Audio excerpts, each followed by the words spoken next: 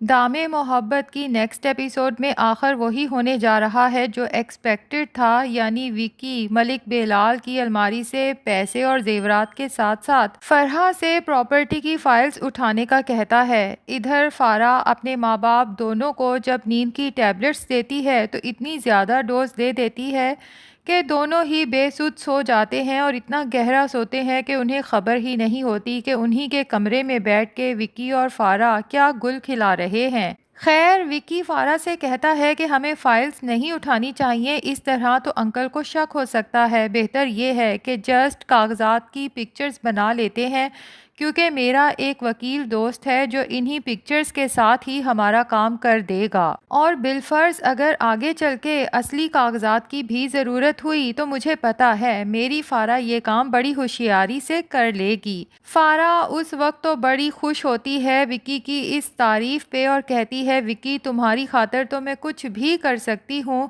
ظاہر ہے جو لڑکی اپنے ہی ماں باپ کو اتنا بڑا دھوکہ دے سکتی ہے وہ کیا نہیں کر سکتی، لیکن افسوس کہ فارح کو احساس ہی نہیں کہ اپنے خونی رشتوں کو دھوکہ دے کے وہ جس وکی کا ساتھ نبھا رہی ہے وہ وکی نہ صرف فارح کے باپ کی ساری دولت جائیداد لوٹنے والا ہے بلکہ فارح کو بھی زمانے بھر میں رسوا کرنے والا ہے، یعنی وہی سب ہونے والا ہے جو ملک بلال اور فارح نے ارباز کے ساتھ کیا تھا۔ اس کی تمام دولت جائیداد دھوکے سے لوٹنے کے بعد اس کی کردار کشی کر کے گھر سے بے گھر کر دیا، اور اب فارح اور ملک بلال بھی جلد ہی گھر سے بے گھر ہونے والے ہیں اور کچھ اس طرح سے ذلیل و رسوا ہو جائیں گے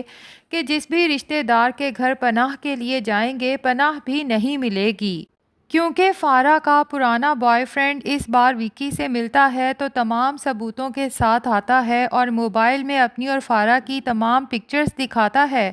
جسے دیکھ کر صاف لگتا ہے کہ فارح اور اس کے پرانے بوائے فرینڈ میں کافی انڈرسٹینڈنگ تھی۔ ساتھ ہی وکی کو بتا دیتا ہے کہ کس طرح فارح نے شادی کا وعدہ کر کے اس سے پیسہ لوٹا، مہنگے مہنگے تحفے تحائف لیے، اور جب دل بھر گیا تو چھوڑ کے غائب ہو گئی۔ وکی بھی بڑی چالاکی سے اس کے موبائل سے تمام ثبوت اپنے موبائل پر سینڈ کر دیتا ہے، جبکہ اس لڑکے کو تو ڈرا دھمکا کے بھگا دیتا ہے اور سوچتا ہے کہ واہ فارح، کیا ثبوت ہاتھ لگے ہیں، اب یہی آگے چل کے میرے کام آنے والے ہیں۔ تو ناظرین، لگتا تو یہی ہے کہ وکی کا ارادہ یہ ہے کہ پہلے فارح کے تھرو ملک بلال کی تمام دولت جائیداد لوٹے گا اور اس کے بعد فارح کو وہ تمام ثبوت بھیجنے کے بعد ساتھ ہی طلاق نامہ بھی بھیج دے گا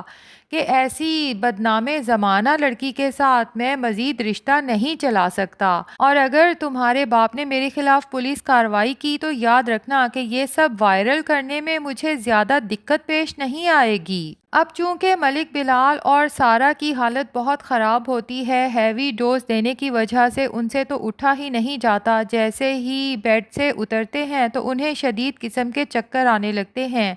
ملک بلال اور سارہ دونوں کو سمجھ نہیں آتا کہ آخر ہم لوگوں نے ایسا کیا کھا لیا کہ ہماری یہ حالت ہو رہی ہے۔ تو ایسے میں فارح اپنے باپ سے کہتی ہے کہ بہتر یہ ہے ابو آپ کچھ دن ریسٹ کریں، اتنے دن وکی شاپ سنبھال لے گا، جیسے ہی آپ کی طبیعت ٹھیک ہوگی آپ شاپ پر واپس چلے جانا۔ اب دراصل وکی اور فارح کا ارادہ یہ ہے کہ ملک بلال کو کسی طرح فارح گھر پہ روکے رکھے اور اسی دوران میں وکی شاپ کی اچھی سی قیمت لگوا کر اسے سیل آؤٹ کر دے۔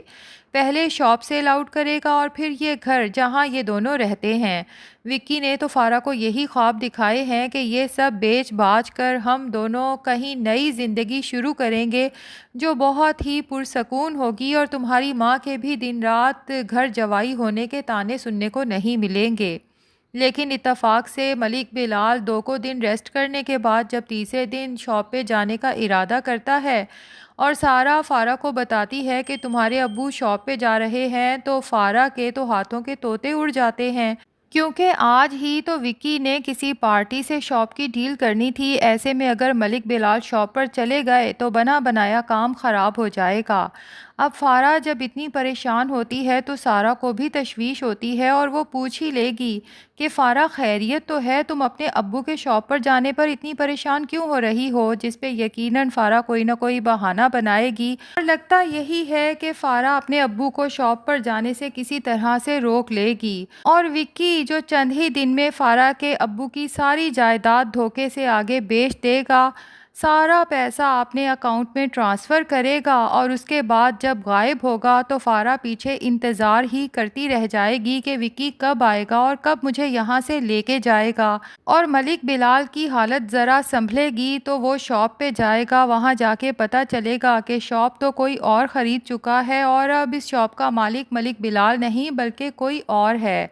ملک بلال کے تو جیسے پاؤں تلے سے زمین سرک جائے گی۔ اتنے میں جب ملک بلال پریشانی میں گھر آئے گا اور گھر پر بھی کچھ لوگ پہنچے ہوں گے جو گھر خالی کرنے کا کہیں گے، ملک بلال کے تو ہوش اڑ جائیں گے اور پھر جب وہ اپنی الماری کھول کے دیکھے گا اور الماری بھی ساری خالی ملے گی تو ملک بلال کو سمجھ آ جائے گی کہ 2-3 دن سے وکی آخر نظر کیوں نہیں آ رہا۔ اب وہ تو اپنا سر پکڑ کے بیٹھ جائے گا، تب جا کے اسے پتہ چلے گا کہ جب کسی کے پاؤں تلے سے زمین اور سر کے اوپر سے آسمان چھینا جاتا ہے تو اس پر کیا گزرتی ہے۔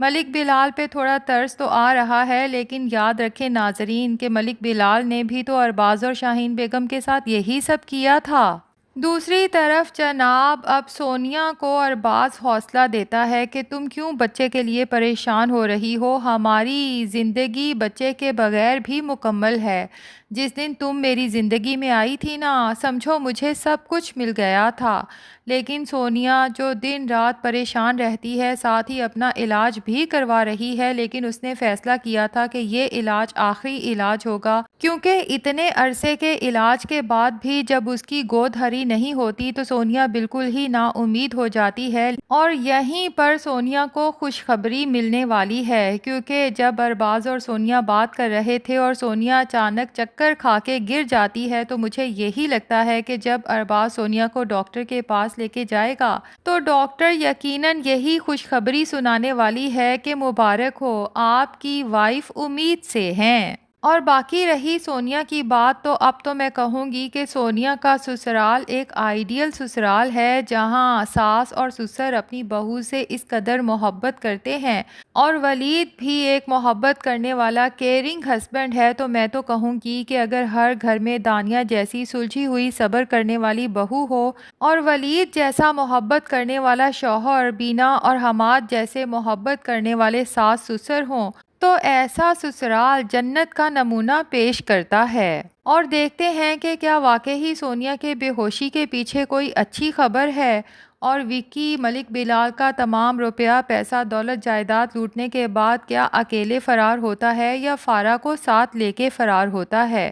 آپ کا کیا خیال ہے ناظرین؟ مجھے تو یہ لگتا ہے کہ وکی جانے سے پہلے فارا کو ہر جگہ بدنام کرنے والا ہے، کیونکہ ارباز کی بدنامی کا مکافات عمل بھی تو ابھی ہونا ہے۔ اپنی رائے کا اظہار کمنٹس میں ضرور کریں اور اگر ریویو پسند آیا ہے تو ایک چھوٹا سا ہارٹ بھی کمنٹس میں بنا دیں۔